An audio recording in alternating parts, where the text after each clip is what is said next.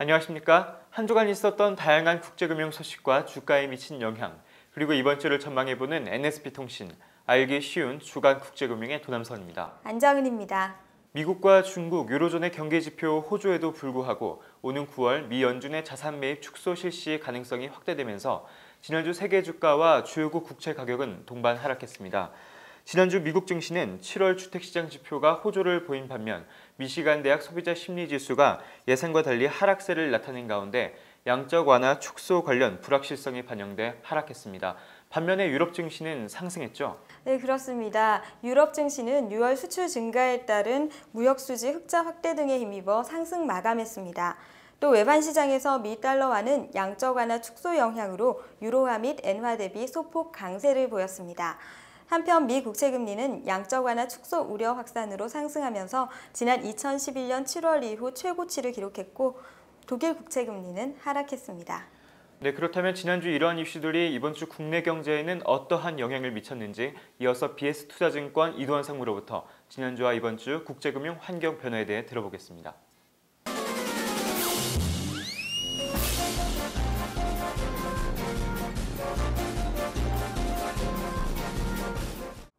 여러분 안녕하십니까? BS투자증권 이도환입니다.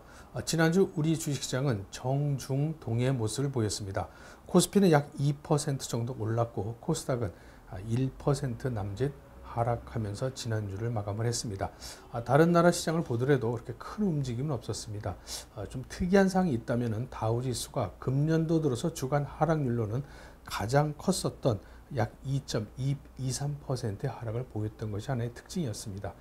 전체 시장을 지배했던 것은 역시 양적 완화 출구에 대한 각 연준 위원들의 발언입니다. 발언 내용을 요약해 보면은 거의 양적 완화에 대한 가능성을 높이는 그런 방향으로 많은 연준 위원들이 발언을 했습니다. 세인트루이스 연준 총재가 그와는 반대되는 의견을 제시를 하긴 했습니다만은 다른 연준 위원들이 워낙 양적 완화 출구가 빠르면 9월 정도 된다라는 그런 의견들을 제시했기 때문에 전체 시장 흐름은 역시 양적 완화 출구의 이런 모멘텀으로부터 악재로부터 쉽게 벗어나지는 못한 그런 상황이었습니다. 하지만 이 경제에 발표되는 지표들이 계속적으로 좋아졌습니다.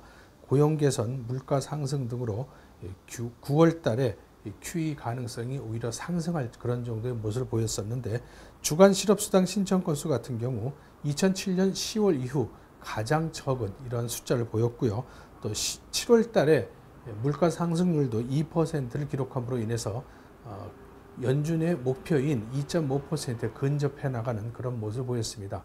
물가 상승률이 2%를 넘길 경우에 양적 완화에 대한 철수의 가능성이 그만큼 더 높아지는 그런 모습이었다는 점에서 양적 완화는 9월 달에 가능성이 매우 높아진 그런 상황이 되고 말았습니다.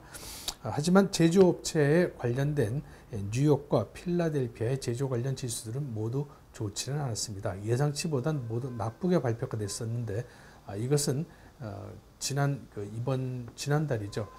8월 달에 이어서 8월 달에 발표된 것에 이어서 9월 초에 발표되는 제조 관련 지수도 썩 좋지는 않을 것 같다. 예상보다는 좋지는 않을 것 같다라는 그런 점을 미리 읽어볼 수는 있겠습니다. 7월 달 산업 생산도 6월 달에는 약 0.2%가 올랐었는데 7월 달에는 제로 성장을 보임으로 인해서 제조에 관련된 산업 생산도 주춤거리는 그런 모습을 보인 것이 지난주 미국의 이런 흐른 모습이었던 것 같습니다. 하지만 주식시장에서는 조금 다른 모습을 좀 보였는데요. 워렌 버핏 같은 경우 소비에 관련된 대표적인 주식인 네슬레 주식을 팔고 경기 민감주인 GM 주식을 샀다고 발표를 했습니다. 경기 순환주를 산다는 것은 경기가 돌아서고 있다라는 그런 판단을 내렸다는 의미로 받아들여지면서 상당히 주식시장에서는 관심이 됐었던 그런 대목이었습니다. 유럽 같은 경우는 전 세계 경제 권역 중에서 가장 좋은 모습을 좀 보이고 있는 것 같습니다.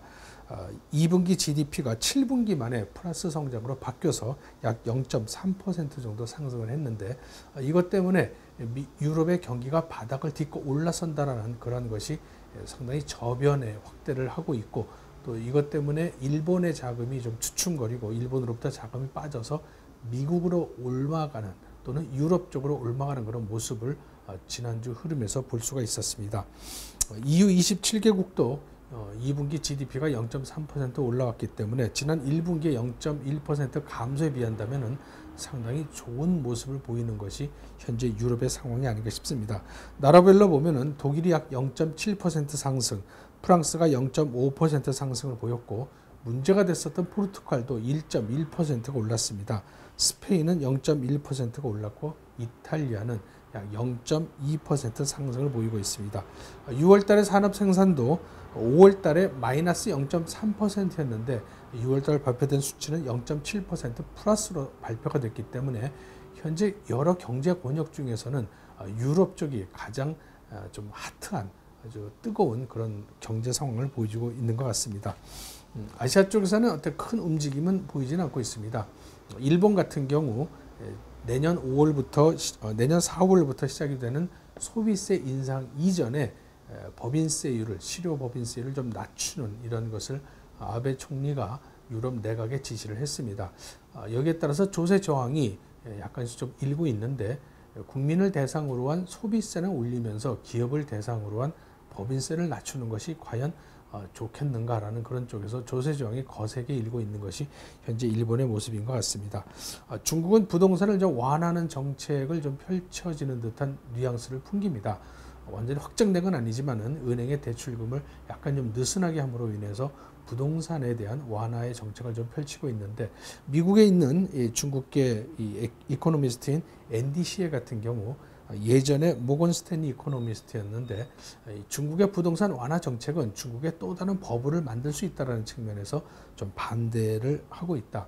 오히려 그것보다는 세금을 낮추는 감세 정책을 펼쳐서 소비를 진작시켜야 될 것이다라는 그런 어떤 언론에 발표를 했습니다.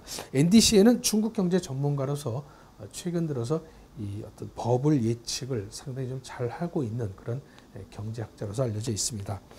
이번 주에 주로 경제적인 주요 이슈는 수요일날 발표가 되는 FOMC 의사록이 공개가 되는데 지난달 있었던 FOMC 회의록의 의사록을 통해서 발표를 통해서 과연 양적 완화에 대한 이 무게감이 어떤 단어를 사용해서 어떻게 표현을 했는지 이런 것을 좀 주목해 볼 만한 그런 상황이 아닌가 싶습니다.